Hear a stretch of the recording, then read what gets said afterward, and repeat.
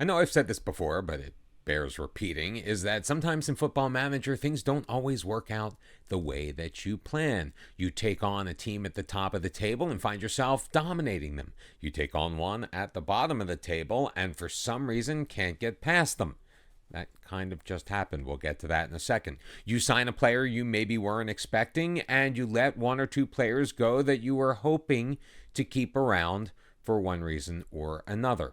Things just happen. That's why we do these episodes, because when things happen, things get interesting for you.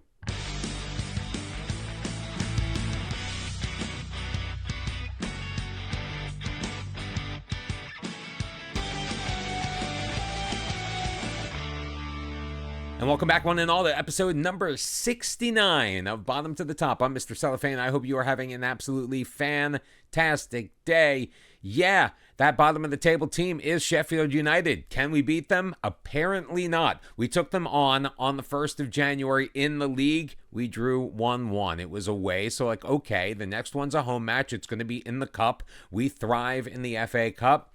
No problem. 2-2 draw. In fact, we went down 2-0. We had to rescue a 2-2 draw in this one, which forced a replay. We did manage in the interim to beat Southampton 3-1. Apparently a team we can beat. They were sitting ahead of us on the table in 4th place at the time that we met up with them. And then it was time to go back to Sheffield. I mean, how many times do you want to go to Sheffield in January? 2 apparently is the limit. Could we get by them? Absolutely not. So the team with only 9 points past the midway point of the season, they beat us 3-1. Maybe we probably should have tried out a new thing. We did have a new center back in there. That was something we did try. Unfortunately, he was responsible for an own goal before scoring himself on a corner kick, which was an absolutely beautiful delivery, and putting it into the back of the net was just gorgeous. Hopefully he does it many more times. But Sheffield United, we just cannot, for some reason, find a way around. Luckily, we don't have to play them again. 3 times in the first 2 weeks of January was plenty enough for me. On the transfer front, we did add a big, tall, 6'6", 182-pound center back in Jair, 25-year-old from Brazil. We got him for $36 million total. We only paid $20 million up front. Yes, he was responsible for an own goal. It was kind of like a weird one. I don't really blame him for it, but then he did score on his debut. Responsible for the lone goal we were able to eke out in that 3rd round replay of the FA Cup. So Jair is going to be joining us. A couple of center backs are probably on their way out. We are working through a couple of deals. Once they come through, of course, we'll let you know about them. However, a couple of midfielders have left the building. Filippo Ranocchia, he's been unhappy all year long. He wanted us to sell him. We were more than happy to oblige. We were able to pick up $16 million for him. He's off to the Kingdom of Saudi Arabia playing for Al Khalij, and immediately his value doubles. Also joining him out the door is Jacopo Fazzini. Honestly, we got him in on a free, or we paid very little for him when we brought him in after Jadon Sancho was leaving. We thought he would replace Jadon Sancho. He did not. Tom Burford and Marco Morales and Federico Guerrero, they did. So Fazzini was not getting a ton of game time this year. We sold him to Spain. He's going to Real Betis for $13.5 million. Of course, now he's worth $53.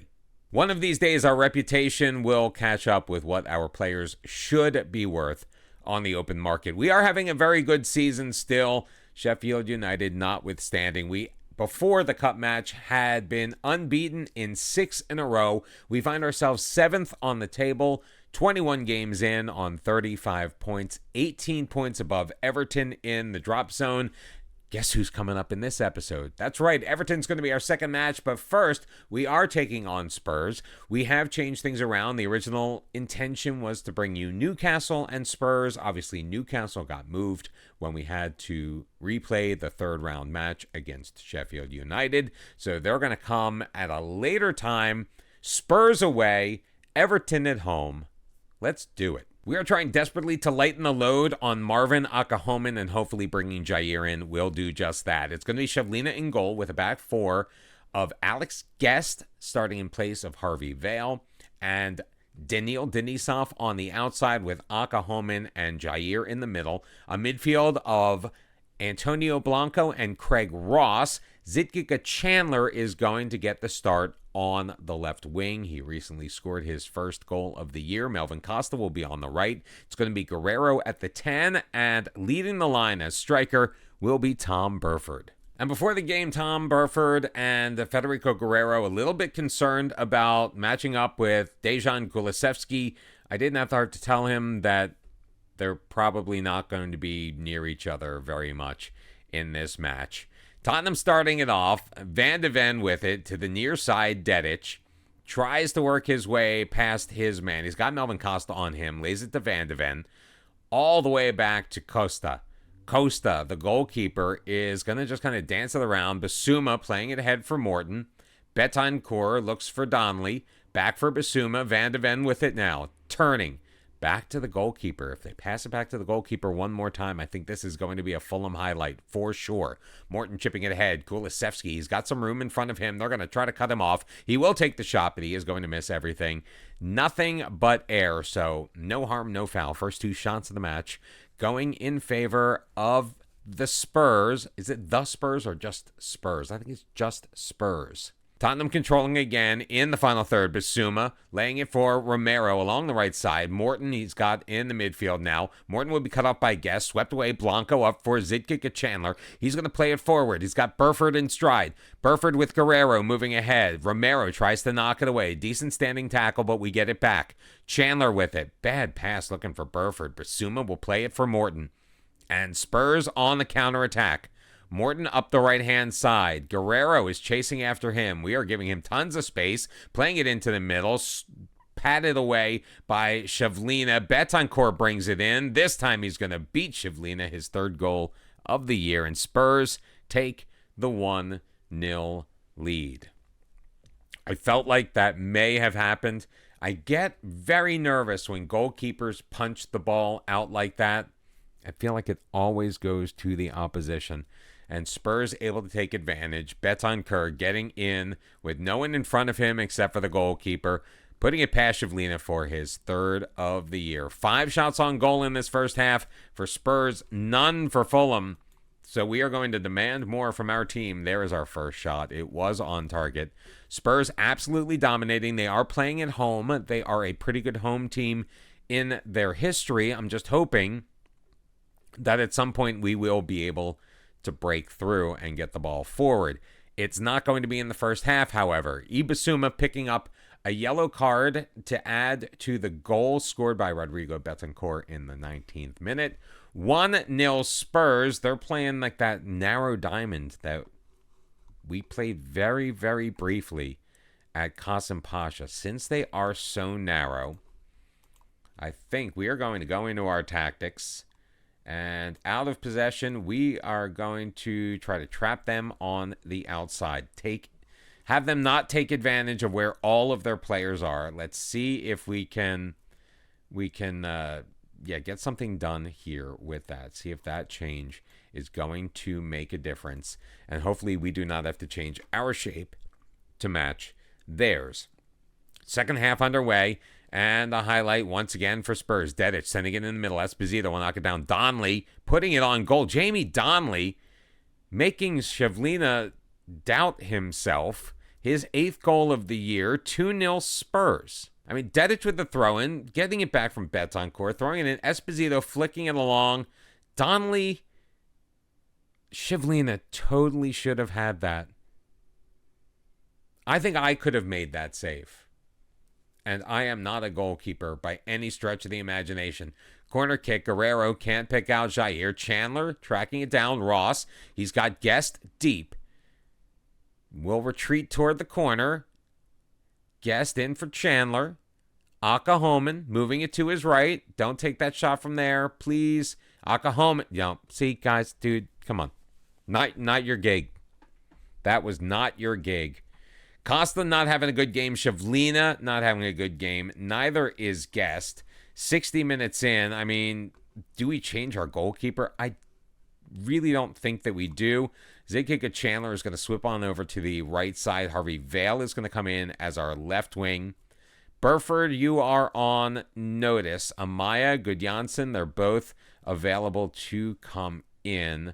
Glenn Allen will come in as our left back because Guest just not really doing the job for us in the match so far. We've played 65 minutes, and another deep throw-in for Spurs. Betancourt taking it from Van de Ven. Betancourt. I was so excited to bring you Spurs. I thought that we were going to bounce back, take care of our business at Tottenham. But Shevlina has been patently terrible. That ball is going to flick on off. Is that Ross? That is. And another throw-in, this time at the edge of the final third. Pedro in for Betancourt. He'll shoot wide, but Shevlina, I don't think he saw that at all. Do I dare? Vladan Kovacevic is going to come in for the final 22 minutes of this match. Tom Burford will cede way for Gabriel Amaya. Zidkica Chandler not playing well. Federico Guerrero will go in for him. I am loath to play Marco Morales. He has not had a very good attitude since we failed to give him a new contract. So we're actually going to put Andre Lucas Gudjansson in that position. Maybe we should mess with the roles a little bit. But down 3-0 at this point, it's just a matter of getting out of here without embarrassing ourselves anymore. And Spurs have a free kick. Pedro going to take it. Gonzalez looking to shoot. Kovacevic covering the corner well, but ultimately he didn't need to do anything with that because it whistled well high. 81 minutes. We are going to once again demand more from our team. See if they have anything left to give. Vale has picked up a knock, so he's probably maybe going to miss the next match. 6 minutes added on, and for some reason they have Spurs throw it in one more time. Kulusevski for Gonzalez. Bissouma. Betancourt in the midfield. Pedro ahead for Donnelly. Pushed out wide for Lacko. Is he going to get past Daniil Denisov? Yeah, he kind of is. Throwing it back post. Esposito. Misjudged by Kovacevic. And this has just been an absolutely embarrassing performance. I talk about all of the things that we have done well. A 6-game unbeaten streak. Doesn't matter. We head to Spurs and we lose big. Well, normally I'd come right out and say that the team in the relegation zone is just what we need to get us back on track, but Sheffield United. However, we have beaten Everton the last 2 times we faced them. This time we're doing it at home at Craven Cottage. Shevlina is going to be in goal. It's going to be a back four of Guest replacing Harvey Vale, who was injured in the last match. Aka Homan, Jair, and Denisov. Akande and Blanco in the midfield. Guerrero is going to swap on over to the left-hand side. Costa is going to stay on the right. Tom Burford is going to slide down into the 10 position. And Andre Lucas Gudjansson, our team leading scorer from last year, is going to be at the striker position. Only 2 tallies so far this year, but very, very limited playing time for the 28-year-old. Hopefully he'll do a job for us before we bring in Gabriel Amaya later on in the match. Both Everton and Fulham have lost their last 2. The streak is going to end for one of these teams tonight. And Everton puts in the first. Oy vey. Minute and a half in, Ben Godfrey off of the corner kick with the back post header. They have struck first. That is the first response. Hopefully we can answer the call, and we can do it pretty quickly because going down 3 in a row, that will certainly hurt our chances for having the kind of season that we are looking to have. I mean, either way, we are still a mid-table side. Either way, most likely, probably not going to get relegated. Coming into this match with plenty of space between us and Everton, we're still, I believe, 17, 18 points ahead, so he should be okay by the time all is said and done. However, we obviously want to keep whatever momentum we had throughout the first half of the season into the month of January. The January transfer window does have a few days left before it slams shut. I'm not sure how much business we are actually going to do. I don't really want to tinker because I don't want to feel like I'm being reactionary to just a couple of matches when we have been so successful for so long. Costa throwing it back post. He'll find Guerrero, who just misses it wide. He had David Raya beat, but unfortunately just a little bit off target. Amadou Onana is he's very tired for them, so we may want to attack that potential weakness later on. Final third throw in. Blanco ends up with it, dropping it back for Akahomen. Near side for Guest, blocked off by Garner. Patterson moving it forward. Well, keep it away from his man. Garner ahead. Guest will intercept his pass attempt. Tom Burford dropping it for Blanco. He's got a bunch of men in front of him, but he'll find Guest along the left wing, flipping it ahead. Guerrero into the middle. Gudjonsen with the sitter, delivering his third of the year. They're going to check to see if he was offside. I don't think he was. I think that this is going to be awarded, and it will be. VAR has confirmed it. Fulham, in added time in the first half, has managed to equalize this match at 1, and all of a sudden, once again, all is right with the world. Except there's another highlight before the half. Madueke finding Fernandez, looking for Kanate in the middle. Kanate, oh my goodness gracious, just slashing it wide. And the 4 minutes they added on at the end have come and gone. 8 shots to 5, Fulham leads. Ben Godfrey got things started early on in this match, and late in the first half, Andre Lucas Gudjonsen with his third has managed to tie this up. We are leading in possession. We're leading in almost every statistical category. Can we take the lead on the scoreboard? That is the big question. Because the thing is, once a losing streak gets started, it can be very, very hard to pull out of it. Can we do that? We have lost our last 2. Yes, one was in the cup, so we really have only dropped 3 points in the league since the episode started. However, it could very well be 5 if we cannot find a way to solve Everton. 65 minutes have gone by. Zidkika Chandler is going to come in on the right-hand side. Marco Morales in for Tom Burford. And are we going to make another change? Not at the moment. Gudjonsen is having a very good match. Gabriel Amaya is going to remain on the bench with the possibility of coming in a little bit later. Chandler coughs it up. McNeil with it along the near sideline. Plays it back to Gomez. Ahead, Amadou Onana. Garner chipping it to Fernandez. His cross is blocked. Guest turning it over once again to Garner. Thrown forward. Kanate in behind the defense is going to put it over the goal. It will be a goal kick. 75 minutes or so have been played. Federico Guerrero is going to, we're going to leave Gudjonsen out there. He's going to slot in at the 10. We're going to move Amaya up. We're even going to do this, I think. We are going to change our shape ever so slightly because we really don't want Gudjonsen on that left-hand side. So we are going to move Amaya and Gudjonsen up top.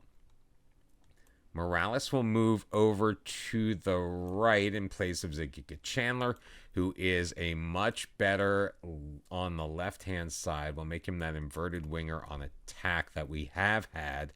So it's going to be a 4-2-4 with Guest, Akahomen, Jair, and Denisov in the back, Akande and Blanco in the midfield, Chandler and Morales on the wings with Amaya and Gudjonsen up top. Let's see if this does anything. Akahomen with the ball, getting it from Jair. Looking to his left, Guest is there. Up the middle for Blanco. He's got some space ahead of him. Chandler with it, and that's going to just end the highlight because it's going to now make all the changes that I was recommending. Can we get on Amadou Onana, please? We're going to trigger the press on him. We are going to tackle him hard. And tight marking as well. Let's back a little bit off of Dwight McNeil. We are going to try to move him onto his weaker foot. And, we'll tackle him hard, too, because got to put those toffees in their place every once in a while. 5 minutes to go, though, and I'm not so sure that this is going to work out in our favor. Can we go a little bit more attacking for the whatever time is added on for injuries? We can. It's not going to make a difference, though. 1-1 is your score. We've dropped 5 of the possible 6 points in this episode. Andre Lucas Gudjonsson, the lone scorer for Fulham. Ben Godfrey got everything started just 2 minutes in on a far post header on a corner kick. And, the woes continue. That is 3 in a row winless for Fulham. So that does put us in 9th after 23 matches. We're sitting on 36 points, tied with 8th place Wolves. They are beating us on goal difference. The fact that we have a positive goal difference in the Premier League after the debacle that was our first season here, that is pretty darn good, and it gives me hope for the future. Kim Young-suk is going to be coming back to the team pretty soon. I hope so. It'll give us another option in the midfield. We are looking to make another move or two in the defense. In fact, we already have made one. Matty Pollock has gone on loan till the end of the year with Lens in France. One of the reasons why we made this move is we did owe money to Watford if he played a couple of more games in the league. We decided that he wasn't going to be worth it. He really, after getting stripped of the captaincy at the beginning of the year, wasn't getting a ton of playing time.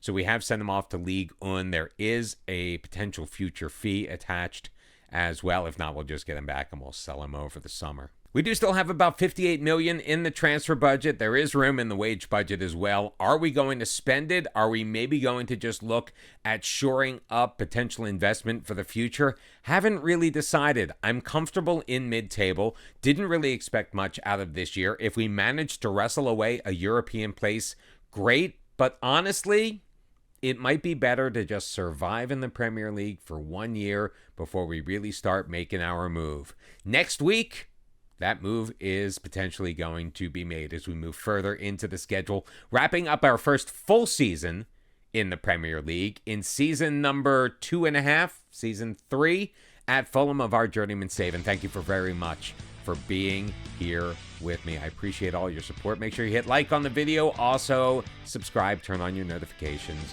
You know the drill by now. I'll see you on Monday. Until then, bye-bye.